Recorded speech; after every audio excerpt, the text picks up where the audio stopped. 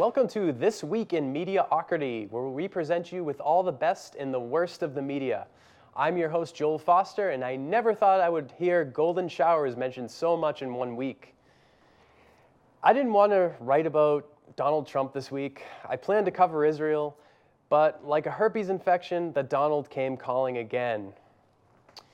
But even for Trump's America, this week was weird.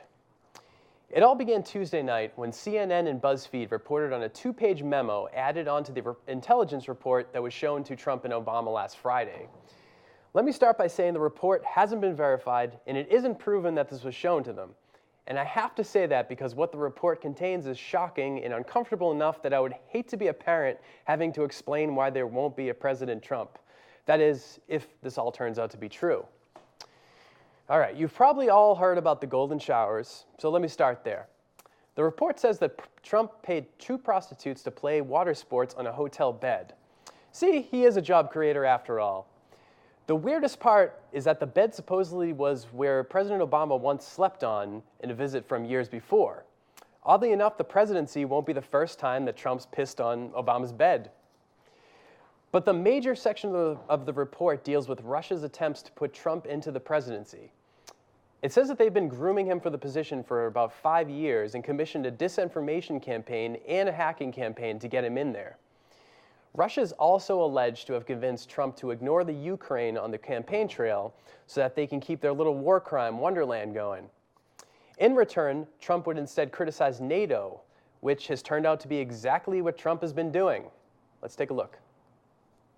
Mr. Trump, thank you so much for being here tonight. Mr. Trump, in a recent interview with the Washington Post, you said that the U.S. should become a diminishing presence in NATO. Absolutely. Why do you think that the U.S. should start to withdraw their world presence from NATO, and what would you change about the organization so that we could remain involved? Okay. I did 2 basic and very large interviews recently. I did the New York Times, which treated me unbelievably fairly, and there was a front-page story on Sunday, I think, and it was a great story, and part of it was NATO, and the other was the Washington Post, where I think you talked to them longer than any other candidate, by the way, or on the Republican I spoke to the side. Times longer? Well, I spoke to him a long time. David, he's a very talented writer, actually, and they treated me very fairly. I also did the Washington Post, where I said very similar things and very similar things about NATO. Let me tell you, NATO is obsolete. It was 67 years, or it's over 60 years old. It is, many countries, doesn't cover terrorism, okay? It covers the Soviet Union, which is no longer in existence. And NATO has to either be rejiggered, rechanged, changed for the better. I'm not saying the other thing that's bad about NATO, we're paying too much. We're spending a tremendous billions and billions of dollars on NATO. You're saying it's obsolete, though. You have now Vladimir Putin invading Crimea, annexing part of Ukraine, annexing Crimea. Let me tell you about Ukraine. First of all, there are a lot of people who believe NATO is more important than it's been in years. You have countries that surround Ukraine. They don't talk. They don't seem to have a problem. I'm not saying go in. I'd say you'd be very strong. You could be strong without necessarily even being into NATO, the money we spend. Thanks for clarifying, Donnie. Man, if only those countries around the Ukraine could meet and talk. We could call it NATO. Now, the report was just the appetizer. What should have been an earth-shattering, crushing blow to any mere mortal, Donald instead turned it around and destroyed mass media instead. In a single 1-hour press conference, Donald Trump proved to be more damaging to journalism than the internet, Breitbart, and the Weekly World News combined. Not sure how you know a corpse is gay, but watch how he lashed out at CNN during the press conference on Wednesday. You're attacking us. Can you give us a question? Mr. President-elect. Go ahead. Mr. President-elect, since you are attacking our news organization, can you give us a chance? Your organization You are attacking our news organization. Can you give us a chance to ask a question, sir? Go ahead. Sir, can you state, Mr. President-elect, go ahead. Can you state She's asking a categorically, question. Mr. Don't be rude. President-elect, can you give us a question? Don't be You're rude. attacking us. Can you give us a question? Don't be rude. Can you give us a question? I'm not going to give you a question. Can you state categorically? You are fake news. Sir, go ahead. Can you state categorically that nobody... No, Mr. President-elect, that's not appropriate. President Obama... Since then, rather than sticking together, the media turned on each other. NBC published reports that conflicted with CNN and BuzzFeed. The network said that they talked to an intelligence official who called the report disinformation. Who was the official? Maybe an official from the Kiss Army. The thing is, we have no idea. On the same show, MSNBC host Chuck Todd, gave the business to BuzzFeed editor-in-chief Ben Smith. Let's take a look. The job of reporters in 2017. That makes me think this is a decision you would not have made the same decision in the pre-Trump era? Oh, no, I'm not really referring to the pre-Trump era. I think more the pre-internet era. I mean, I think there was an era, and I think there are reasons for us to be nostalgic for it, reasons for us to have issues with it, where we could act as gatekeepers, where we could say, you know what, crazy people are claiming that Barack Obama's birth certificate is forged, but we're not gonna write about that. That's crazy. And I remember, if you remember, we were both there during Obama's first campaign. That was at first the approach, and then you see these things spread, and you have to engage them. And I think there was an era when you would be the gatekeeper for information. You would say to your audience, trust us. We're keeping things from you. We have lots of secrets we're not telling you, but you should trust us. I think you could say that was a good era. You could say that was a bad era. That is not the present day. And so I guess I think that, so there were, and in that context, I'd say there were really two reasons that we did decide to publish this. And we, like many other organizations, had it for weeks, had reporters in Europe and the United States trying to stand up or knock down specific details. But this was a document that was not just circulating at the highest levels of the intelligence community, the most powerful intelligence officials in the country, referring to it in briefings to the President of the United States, President-elect, reportedly, disputedly. The political elite, top elected officials, the Gang of Eight, John McCain saw it. Certainly the media elite had it. And I think, and didn't just had it, we're starting to act on it. Harry Reid had written a letter referring to it. And I think when you have an object that is in play, that is having consequences for the way our elected leaders are acting, you do have to ask the question of why should I suppress that? There are then good reasons, right?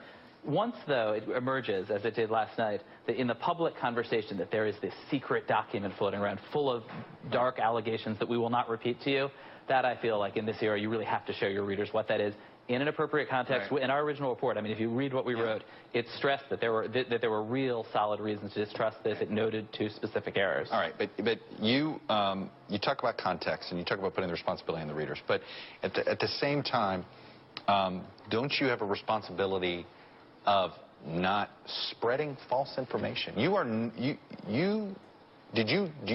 you knowingly spreading false information? I mean, I think as with the Obama birth certificate thing during the Obama campaign, this is an incredibly difficult balance that everybody in our business navigates every day. But you're not publishing a false, you're not publishing. You are quoting people saying. I understand, but did you publish a false birth certificate?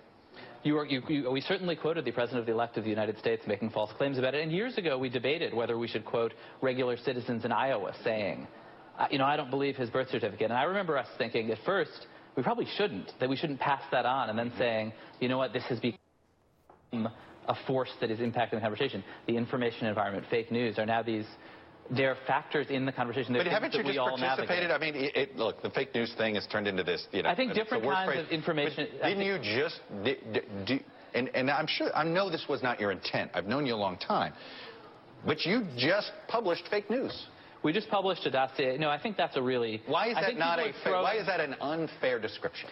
I think people love to throw the term fake news around to diminish anything they don't like.